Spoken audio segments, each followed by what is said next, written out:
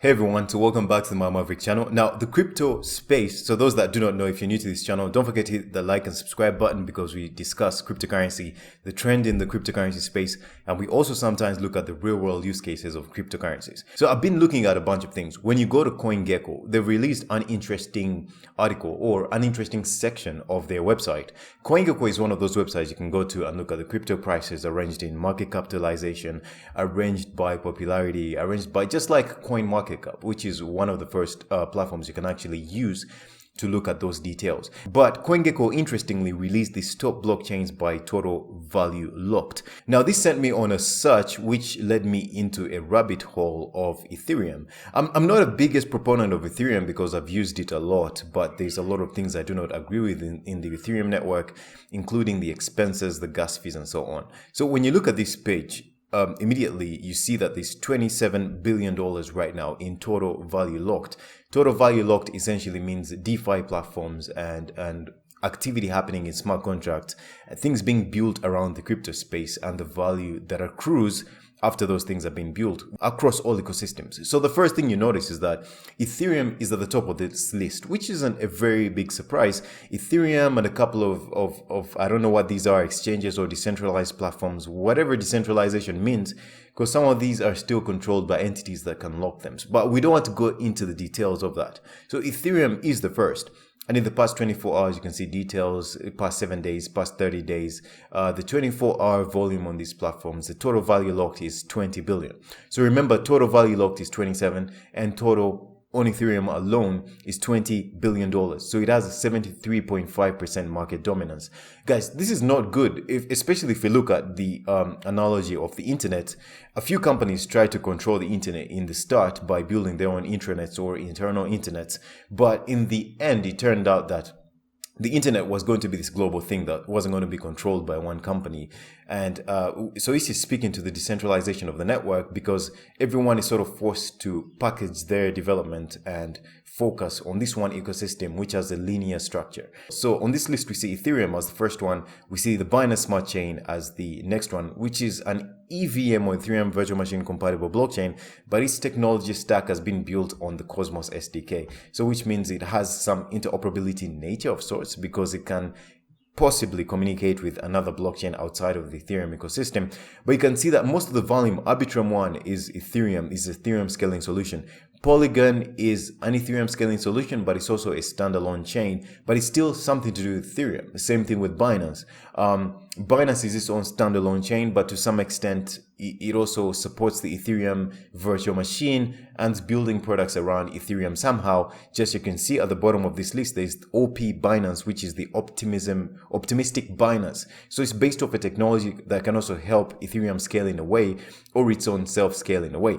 But essentially the point is when you look at Optimism scaling Ethereum, Avalanche its own chain, Solana its own chain, Coinbase, one of the biggest exchanges out there, is building its own chain for scaling Ethereum. Gnosis scaling Ethereum. ZK Sync, this is another layer 2 for scaling Ethereum. Mantle, same thing. Linear built by Consensus scaling Ethereum. Metis Andromeda scaling Ethereum. Polygon ZK EVM scaling Ethereum. Aurora, Manta Pacific, and others. So most of the chains out here are scaling Ethereum. Actually, you can arrange this list in terms of layer 2s, where all the ones that are not really layer 2s, most of the layer 2s, if not like 99% of the layer 2s out there in the blockchain ecosystem, are built for the purpose of scaling Ethereum.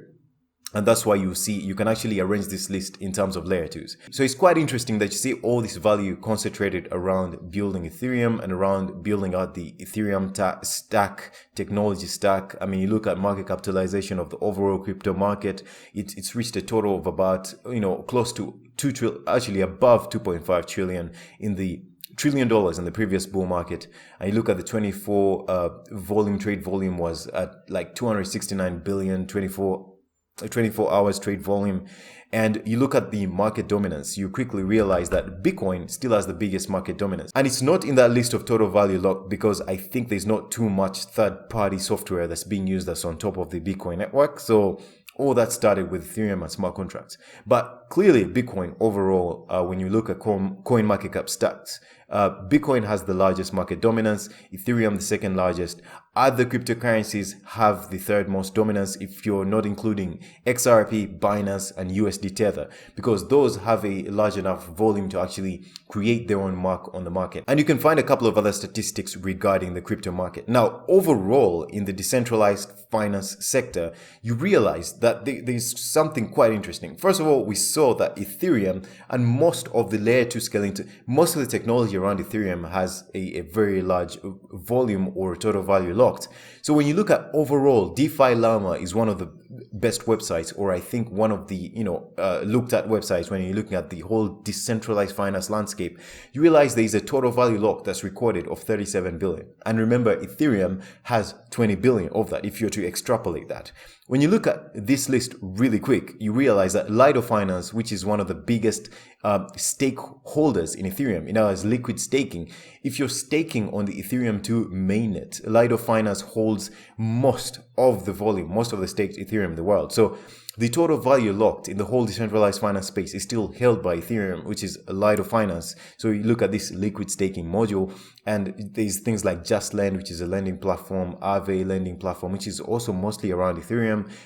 This is collateralized debt positions with MakerDAO, which is mostly around Ethereum. Uniswap, Ethereum. Summer Finance, probably mixed in. It's on one chain as well. So Compound Finance, mostly Ethereum. So most of the infrastructure is around Ethereum. And yet you have to remember that this is a linear blockchain. So what's interesting when you go to the Ethereum staking page to find out more about cryptocurrencies, now this is where it blows your mind. So I saw these statistics and I was like, okay, fine. Ethereum dominates most of everything, but this is freaking cool. There's like 27 million Ethereum tokens staked. There's 862,000 validators out there. Now, in comparison, when you go to, for example, the Cosmos chain, which really started this staking stuff, you find that it's within the range of 500 validators, of which maybe a couple of them are actually working, maybe 100 to 200 of them.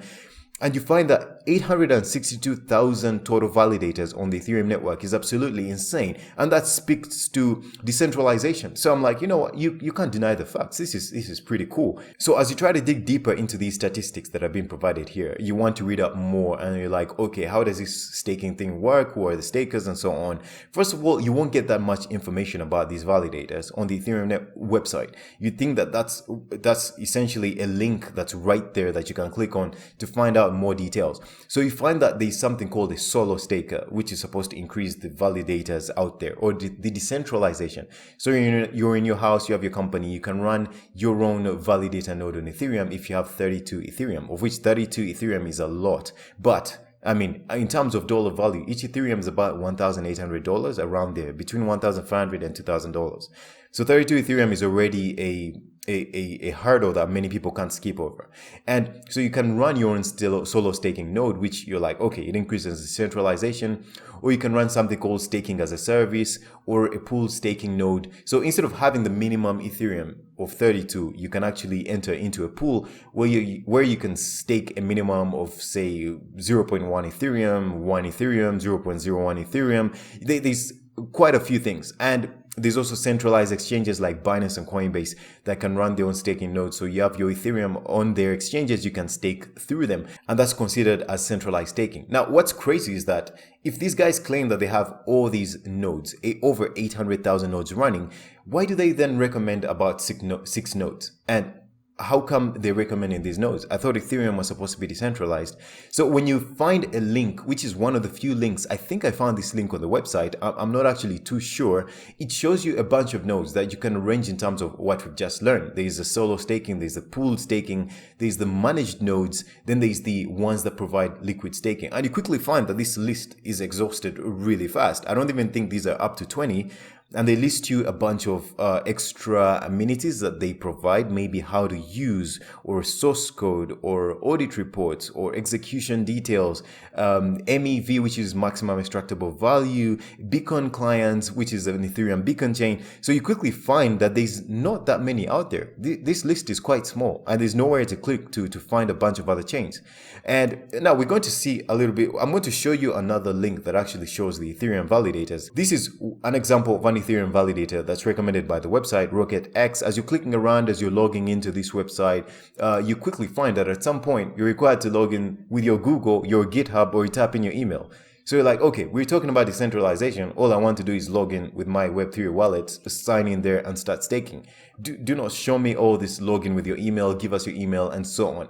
And when you dig deeper into these other ecosystems, eventually somewhere, somehow, they'll lead you into a Web2 sign in. Give us your email, give us this. Now, I found a website which is called stakingrewards.com, which shows a slightly clearer picture of the validators that actually exist on the Ethereum network. Now, first of all, it's quite shocking that when you find this website, you find these blue ticks on Lido Finance, Rocket Pool, Frax Finance, Stakewise, and Anchor. These are the so-called verified providers. Who's verifying these providers? Where, like how? Who's telling people that these are verified and these aren't verified? Have they gone through some kind of governmental checks? Have they gone through some rigorous analysis? And by whom to actually verify them? I thought we're dealing with a decentralized network. And then, of course, huge exchanges like Coinbase and Binance are always looked down upon as considered as the only centralized bodies. Now, the biggest holder of staked Ethereum is Lido Finance, but they're verified. And then we have exchanges like Coinbase and Binance because they're becoming very big as entities of their own as exchanges. They're not verified. So Lido Finance is holding a lot of staked Ethereum, 8.79 million, which is a very big chunk. So it's controlling 31% of the network. But it's considered a verified node validator. So there's others like Rocket Pool and so on, Swell Network, Anchor, Swift. But remember, there's supposed to be 800,000 validators. So you'd expect that it would be easy to just click somewhere on a website and find a nicely laid out net of validators out there that are running their own personal nodes. Remember, Ethereum is so expensive. If you're going to run your personal nodes, I don't even imagine the number of transactions you'll have to. And you're going to run a personal node is 32 Ethereum. Do the math, 32 by like $1,500, $1,600, that's already over $40,000, which you already huddle. So even if you had $40,000 staked there, so you're going to put this money into Ethereum, you're going to try and run your own validator node. And guess what? There's a bunch of transactions you're going to sign in there that are going to cost you so much Ethereum, you're going to lose like $500, $100 to $500, or if not $1,000 in paying gas fees. If you're in a bull market, you might even lose more. In the bear market, I'm not too sure how much you're going to lose. So there's another hurdle of losing all your money trying to start a staking node or staking your Ethereum because you're dealing with a smart contract that's running all this Ethereum, that's running all this activity. I imagine the gas fees are going to be quite high. So there's another hurdle there. Ethereum is not scalable, and they've told us they have 800,000 nodes out there. If Ethereum is a decentralized network, you'd think you're going to easily click somewhere and find out all information about this. Guess what? You find that up to the 12th validated, number 12, not 1,200, not 120, not 1,200, not 12,000th, not 120,000th, the 12th validator, you quickly discover that they have 416 tokens staked to their name. And when you go to P-Stake, which is actually, I've heard of P-Stake, they were doing something on the Cosmos side of things, because actually most of these validators run validator nodes on some of the chains like Cosmos and some other chains. So you find P-Stake, the 13th validator, there's nothing about them. There's no number of stakers. The 12th one has only 13 stakers on their node because everyone wants to stake to the staker that has the most trust. So which is Lido Finance. That's an extreme amount of centralization. P-Stake, there's no information about them. The stake tokens, there's nothing about them. This list is arranged to give us the top 20 validators, and it can't even get past 13, and it can't even get past 12 because the 13th already has insufficient information. Now when you click on 100, okay, show me the top 100 validators. Remember, they've told us they have 862,000 validators, or over 800,000 validators. Nothing. Guys, we only see 13 validators. There's something going on in the Ethereum network that's really, really shady. That's extremely shady that I can't figure out. Not enough people are talking about this. All you hear is people talking about how Ethereum's amazing. Ethereum is not that amazing. They're amazing in terms of they brought smart contracts that actually work, but they're too expensive. They can't scale. They're too linear. It's everything you do in Ethereum network, it's rent seeking. You have to pay rent to the Ethereum network to use them, which is absurd. Every layer 2 scaling solution on the Ethereum network has to somehow bundle up transactions because the most prominent or most used layer 2 scaling solution is I think the optimistic or the rollups. So you have to bundle up a bunch of transactions, then you transfer them to Ethereum network. So what if at some point the Ethereum network is too expensive that even that one bundled up transaction is just too expensive, which means those fees have to be traced back to the layer 2 scaling solution. I mean, we've seen videos of Vitalik himself telling us that improving Ethereum is like improving a plane in mid-flight. This has to tell you something. When you go to Etherscan, the reason why I'm here in Etherscan, this is essentially the go-to place if you want to find about everything Ethereum. You want to find out the transactions, you want to find out how many tokens are in a particular address, you want to find out all this information about the Ethereum network. Guess what? Etherscan, these guys have been here for as long as I think Ethereum has been here, or as at least as early as 2017.